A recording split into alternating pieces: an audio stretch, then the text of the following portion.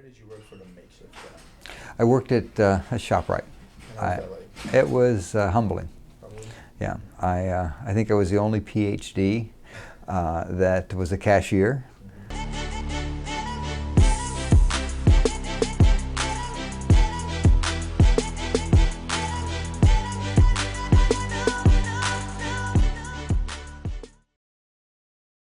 What's your name My name is Fred Fitch.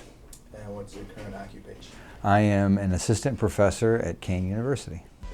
Dr. Fitch's teaching career all started at the University of Kentucky, where he first received his master's. I got my master's in 1980, my first master's in 1983 and my second in 1986. Although receiving his education in the United States, his teaching career started elsewhere. Well, I went from getting my master's, both were theological degrees, and went to Spain and taught. After teaching in Spain for 9 years, Dr. Fitch returned to teach at his alma mater at the University of Kentucky. Husband, father of 3, college professor, and a pastor at a church. Things seem to be going well for Dr. Fitch, but he talks about how it really was like. Very stressed. We had no money and didn't know how we were going to pay for graduate studies. So my wife was working 2 jobs. I was working 3 jobs and going to school full time. Soon, his marriage began to fall apart. My ex-wife was very unhappy, and she felt like I was moving away from the church, and our marriage began to get very cloudy then. Things got even worse as Dr. Fitch and his wife filed for divorce in 2004. It was the most difficult experience in my life, bar none. My ex-wife and I had been married for 20 years. We had built our life around this sense that we would always be married. I wound up deeply disappointing my now ex-wife, worse, deeply disappointing my children. Then when I got expelled from my church, I felt like I had deeply disappointed God, and I was very, very seriously depressed, and even thought about taking my life at that time.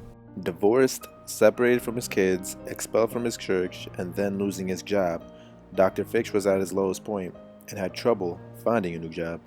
I applied for everything. I applied to be a principal of a high school. I applied for substitute work. I applied for adjunct work, but because the circumstances immediately had me without a job, there was nobody biting. For the next 6 months, Dr. Fitch worked as a cashier at a ShopRite and recalls how important that experience was to him. I think I was the only PhD that was a cashier, and but it was important to me because as I was there, I realized that there are experts everywhere, and we don't even know that they're experts. And I saw people there that were experts at what they did, and they went unnoticed. And because I had that job, I realized that my eyes got open. I realized that there's real dignity in whatever work you do. I think the defining moment that I realized that all was not lost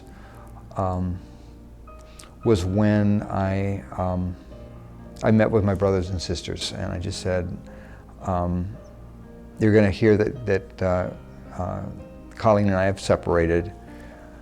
I'm going to tell you the reasons why we're separating, because I want you to know first from me, I expected them to reject me. I expected them to be angry with me, and it was just the opposite. They embraced me. They told me that they would love me no matter what. They offered me financial support that I never expected. And I realized at that moment that that blood was definitely thicker than water. With his family supporting him through his harshest times, Dr. Fitch was then able to find a teaching position at Western Kentucky University and then accepted a job at Kane University to be closer to his children. He's been teaching at Kane since 2004. My favorite thing about Kane are the students. Dr. Fitch, he's my favorite professor. He's really passionate when he teaches his students. He has that motivation that he brings into the classroom. He always comes in prepared, and sometimes you take professors and eventually you get bored, but you never get bored in his class. He's always interesting, he's always passionate, and he really tries to teach his students. In terms of how he teaches, he likes to motivate the students. Probably the most important thing that I've learned is the importance of being honest with yourself and allowing you to see yourself as God sees you, not as you want other people to see you.